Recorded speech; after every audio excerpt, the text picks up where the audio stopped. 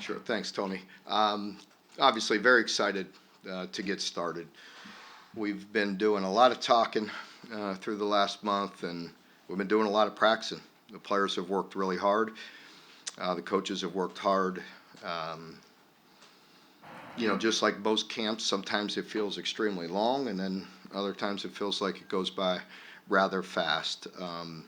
But definitely excited to get in our normal game week preparation and getting together with our team this afternoon and introducing ball. Obviously, we worked on Ball State last week. We will go through the official introduction just like a typical game week for us here today with our team. And we'll get started, and we know that we'll have to play our best. I mean, that's, you hear me talk often about it's about us and about what we look like, the improvements that we want to make, the improvements we want to make from last year to this year, the improvements through camp, and each day this week we want to improve to go out and play our very best on Saturday. Any of these MAC schools can jump up and beat anybody at any time, and this is one of those teams. Coach does a great job. He's got an NFL background. It's evident in the way they play. There is some carryover from going against our offense. You see a lot of the 12 personnel sets, but different looks out of that. You see pinch sets. You see a lot of the boots. You see zone schemes, gap schemes. A lot of good things. So it'll be really good prep for us. And defensively, a typical MAC team, one of those teams that are four down primarily, play extremely hard. They got two edge guys that made a lot of tackles, two inside backers that make an awful lot of tackles. I feel like they have a very talented free safety and very sound in what they do. They can get multiple and get creative on third downs with odd looks, but primarily four down and play extremely hard. So with that, I'll open it up. Mark, what did you learn? I know it's a cliche question, but what did you learn the most out of your team here in this fall camp? You talk about from day one to the end. What really impressed you guys? We'll see. We'll see. I mean, I felt like there was some consistency. Um, there's always going to be some good and some bad, but I feel like it's a good team with a good attitude and a mentality, and that needs to stay at a high level and be like that each week and each day. Ben Chrisman isn't on the depth chart. He was expected to be a rotation. What's his status? He's injured and out for the season. Was there any update on Nick Hall too, or is he still going? Injured now. Mark, you lost a lot of leadership on both sides of the ball. That was one of your questions coming into the season. Have you seen some guys start to step up on both sides yet? I have, and I think we'll continue to see that and take a look at that and see how it goes during game weeks. But I do feel like there's some guys ready to take charge. We're seeing some of the guys on the depth chart and on the offensive line back to their comfortable positions. We've talked about it, but now that you're in the game week, excited to see them. How comfortable do you feel like they are in their spots and ready to improve on the O-line? I feel like we're improved. I think that's, you've heard us talk about that. I've talked about it many times. We needed to improve. We had to address certain areas. We have. You're correct. I mean, you see some guys getting back to their more comfortable position. In particular, Kenneth, playing guard and the experience that he has there, and Eli playing back at guard. Jagger playing center. He's been solid, but he's got to get some game reps under his belt now. And our tackles need to improve over last year, and I think they will. We've talked a lot about Marcus. He's been very, very solid. And then Cortland and Jeremy are battling at the right and just need to see where that position goes. Both of them have a lot of talent. I think Jeremy has improved over a year ago, and certainly Cortland has that ability. We just need to see the consistency and see him dominate like I believe he can. We just got to take it into some games here and see how that goes. Mark, we've heard a few people say Dylan Gray, that he exceeded expectations from when he came in the summer. What have you seen from him as you look for depth, especially with Ben out there? Yeah, Dylan's been good. He's a guy that has 3 years left. He's got length. We felt like it was a really good pickup as far as future, a tackle, and the ability there. But he's shown some versatility and being able to step in and play some guard for us. And he brings a toughness and a nastiness, and he has the size and the length, that he could grow into that too and get stronger through the years there. Mark, what was it about Alex Rayner that let him win the kick and go? Pardon me? Alex Rayner, what did he show you to win the kick and go? He's been very, very solid. Yeah, very solid. The last time we kicked under some pressure the other day, he was 9 of 10. He missed the last one of, I want to say 55, and it had the length. But he's been very smooth, and it's been very consistent. So let's keep it that way. Walker, short snapper, is that something you've ever done before? Or? Yeah, Walker has been more consistent at the short snapping, and he's a guy that we feel very, very confident in. Ironically, his dad actually is the line coach for my brother Bob with the XFL. So, coach's son. But he's been very consistent with the short snap, and it's been just smooth. It's been a smooth operation. And Ronnie comes in with some real good experience and some games under his belt with the long snaps, with the punts. Coach, there's a couple guys that are listed behind Ray. How competitive is it behind him in that room? And Yeah. what do those guys bring it? But Jatan we always look at as a starter and a guy that's very reliable and has been a very solid player for us. We'd like to see that role increase a little bit for him this year. And Demi is a guy that's very versatile. He's a guy he's a good football player, and he's been very good at catching the ball. He's, like I said, he's versatile. Whether we move him around a little bit, we can play some 2-back sets, and brings a little bit of physicality. So I like what I'm seeing there with him. Obviously, you want to see him put up points, but is there anything you want to see from your offense specifically this weekend with so many new faces? I mean, I think early in game one, you're just looking clean, and I know that's pretty broad-based right there, right? That can entail a lot. But taking care of the football first and foremost. I mean, we can't go into a game like this and turn the ball over and be sloppy with the football. So we have to protect the football and take care of that. You're looking for the operation, pre-snap penalties, anything like that. Just we're pretty, we're on it all the time with a play clock and trying to be smooth and getting things out. But, we are a pro style, but not trying to take up the whole play clock every play as well. Want to get a rhythm and get going and play with some tempo. And so, I think just the operation is really important for us. Coach, in those defensive backs, you got a couple of new guys starting there, and then you've got Jalen coming backward. How do you feel about where that room stands today, entering into the season?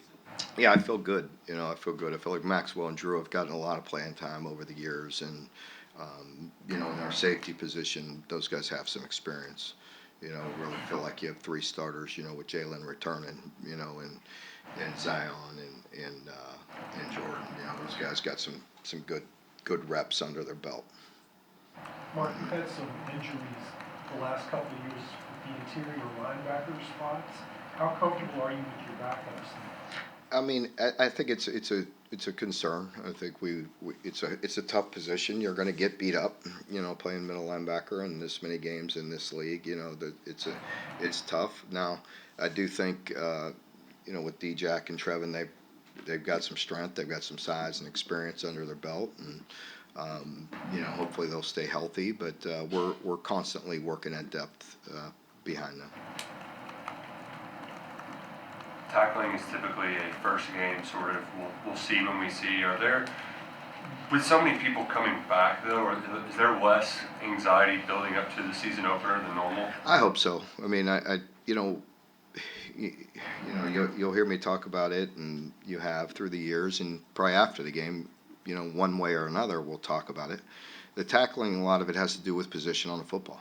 If we're in the right spot and you're not getting fooled, so to speak, and guys playing out of control and not where they need to be and not containing the football, not leveraging the football and letting guys run wild, then you'll see good, clean tackling. You may see a miss or two because it is early and it happens. And you play against other players that are talented, that make people miss. But overall, good structure, good defense, helps a lot on that. This is your 11th season opener. Has it become routine yet, or is it still pretty exciting once this No, game begins? yeah, it's always different. It really is. It's always an exciting time, and it definitely, it picks up. I mean, you get wander. You know what I mean? Like, I have a hard time sleeping anyway, but last night was definitely a little different. Knowing just this routine, getting back into the Monday press conference of the radio show tonight, just the prep, the messaging with the team, it feels good getting in the game week. It never feels routine, and each and every year it's a different challenge and different excitement level and different anxiety level, whatever you want to put on it. But it's time to go. Mark, with Kai and Destin listed as co number 2 on the depth chart, what is it that you're looking for one of those two to separate themselves and claim that well? We'll just continue to work with both guys. We have a lot of confidence in both of them. Both of them are doing some really good things. We saw Mac team coming here last year and give you guys trouble there with Northern Illinois. Do you set a wake up call to your guys like, hey, no slack in here? They got to be ready for anybody. I think our team, I mean, we talk about it. They know that they watch football. They always have to respect the game, and I think they know that. Now, getting them to always do it, that's part of the challenge each and every week. But it's game one, and we're at home, and we ought to be pretty excited to get up and get ready to play.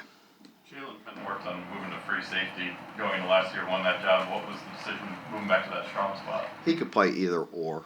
I feel like really he could play either position fairly comfortable. Mark, the Kentucky sports gambling stuff goes into effect next week. Do you have to talk to your guys any about just preparing them for that kind of stuff, maybe outside things they might face? Absolutely, and already have. I think, I mean, we always talk about that, but I think it's just getting so common with the people with the phones and the apps, and just maybe people doing some things innocently, throughout the country. I'm talking about just stories you've seen, but we have to really educate them, and always have. I mean, going back to when I was a player, and Hayden Fry would always bring people in and talk to us and educate us on that, and we always have done that. But I think just with technology and the phone, and kids are so used to just doing so many things and being legal to place bets and prop bets and just all those things that let's hope we don't have any issues with it. And we have certainly talked to them about it in depth with people and professionals, and and them understanding the consequences that come with it. I don't know, but I just imagine throughout the country some of the things that have come up. A lot of them are probably just innocent, stupid, or silly little, bets, prop bets, and different things that they can do. They're used to doing a lot of things on their phones. Mark, we're going 60 played the game last year. You gonna make a certain effort to increase that? You never know how it's going to go, Lonnie. You really don't.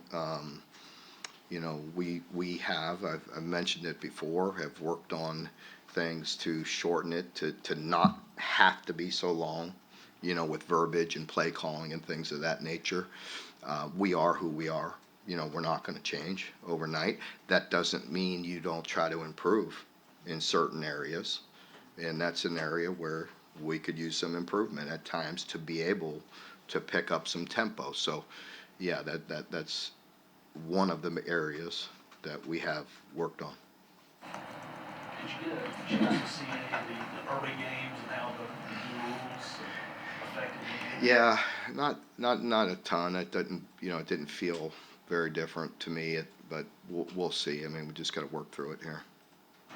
Mark, you've talked about leadership and preparation. Has Devin been everything you hoped he would be when you reached out to him? Yeah, definitely. He's just he's a guy with good experience. He's a guy that has a good understanding of coming into a new team and a new role and a new locker room and earning those players' trust and belief in him and not trying to force his way or just talk about it, by his work ethic from day one. As I have talked about through this talking season, that things are different. They're different. They're different for the players too. It's an expedited process with team and team building and the team for this year. And so I think part of that makes it easier on players as well, getting acclimated to a new team because they're used to it. At least for us, again, I really feel like this is really year 2 where it's drastic change, and I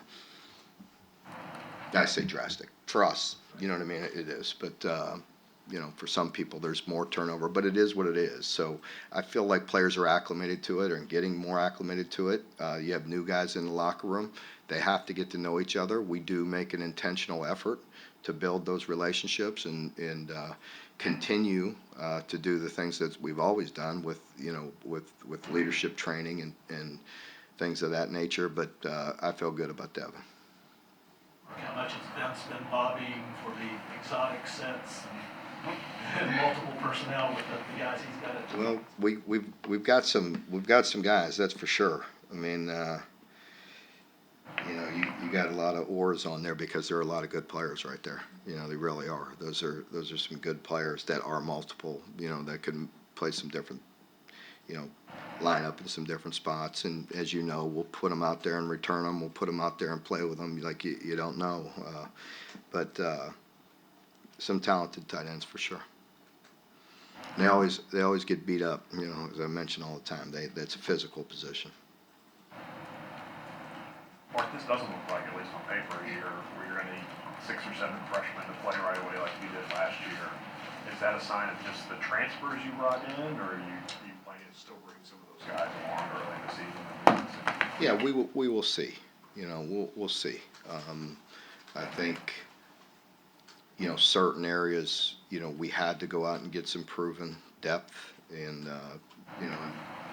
make sure we addressed certain areas, but I think there's some guys that could potentially still play as freshmen. Mark, how do you feel about special teams right now?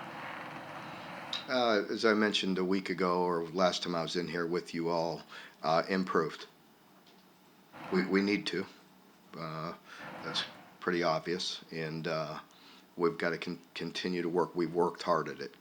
We've worked really hard, whether it be the snapping that I mentioned. We have 2 different new snappers.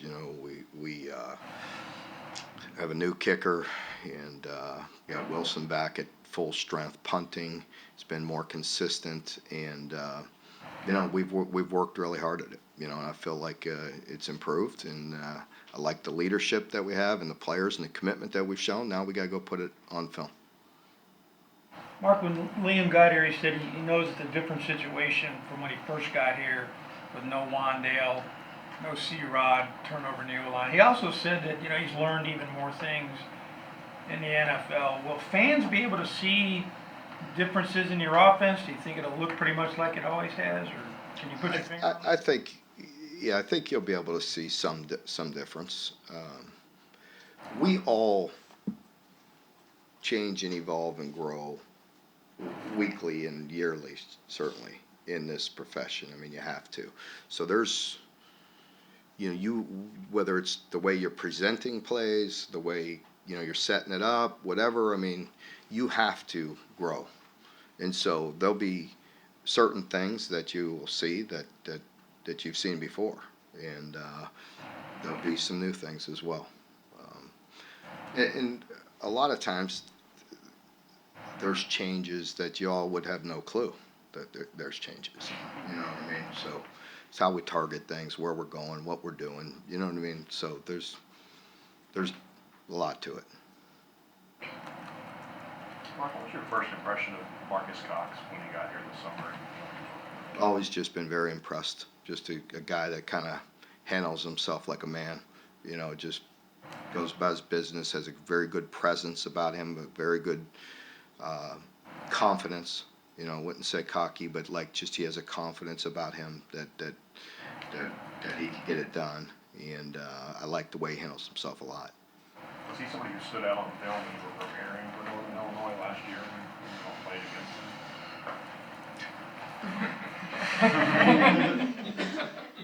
him? I was impressed when I played him. Brandon White's a guy that I don't think a lot of us have been talking about, but he's on the depth chart. Where's he done? Yeah. Show you all something. Yeah, B. White has done a really good job, and Anthony Brown. Both of them are guys that will play. Could see them on some special teams. We'll see. You know, we got some pretty good frontline guys, but they've been impressive as well. You know, with the return game, but they've done some good things, both of them at slot, and just I like their demeanor. And you know, Anthony Brown is really one of those guys that's, you know, he works at it. He picks things up very well. Can be very multiple.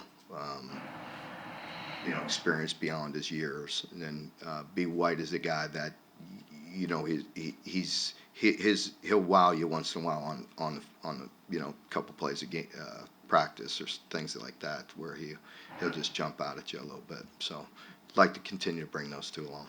How much do you? I know you want the special teams to be better, but you also want to keep Barryon and Tavion healthy catching passes. So how much does that kind of weigh into the equation? Yeah, they're going to do that. I mean, you know, I'd like to have multiple guys, but they're going to do that. That's part of what they do. You know, with the punt returns, I mean, with the guys that we play against when we get, in particular in the meat of our season, you're not getting many opportunities to get punt returns. You know, kick returns, different story, but even then, you know, we play with some dudes that kick the ball. Yeah. Kick the crap out of the ball, you know, kick it high, and you know, makes it really hard on the punt return, some of it, and the same really with kickoffs, you know. But you know, when you get those opportunities, you got to try to make something happen. Barryon did it a year ago, and so it's just how many opportunities you're really going to get. Mark, I would anticipate that opponents would commit a lot of manpower to blocking Deion Walker. Mm-hmm. You talked to him just about kind of the mindset of having to deal with. No, I don't talk to him about that. No, just let him play. Mark, you've talked to us through the years about why you hired Brad and you know, some of the things he's brought to the program. And as he's evolved, as a former D coordinator yourself, why is he so good at his job? Well, a lot of reasons he's good at his job. He's very intelligent, number one, but there has to be a relationship. There has to be a connection with the coordinator and the offense or the defense. And Brad has a good connection with the players. And you know, you have to be talented in your scheme. You have to know what you're doing, because you see so many different things. We've talked about it a lot, but you know, college football, I mean, there's a lot of different things you're going to see, and a little more liberal with some rules, you know, as compared to the NFL, and you know, and just unbalanced set and the creativities. You can't do that in the NFL, you know, and so there's a lot to it, and so I think the knowledge is there. I think a little bit unique about Brad is he always was good, and I hired him early for his experience with outside linebackers in the front, but he has extremely good knowledge of the secondary for a front guy, so to speak. so that, it's really important to be able to have a handle on all 11, and understand all of it. And he certainly has that, and has enough to change up. He also has a good balance of what we can execute. It's not so much always about what we know. We could create all kind of things, and there's a lot of knowledge in that room.